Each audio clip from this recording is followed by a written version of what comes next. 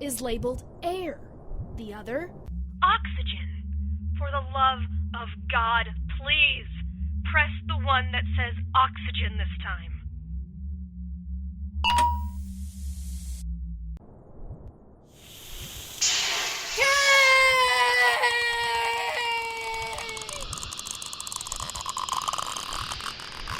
That's no moon.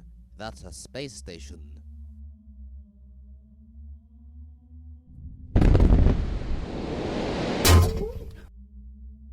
Now that is a moon.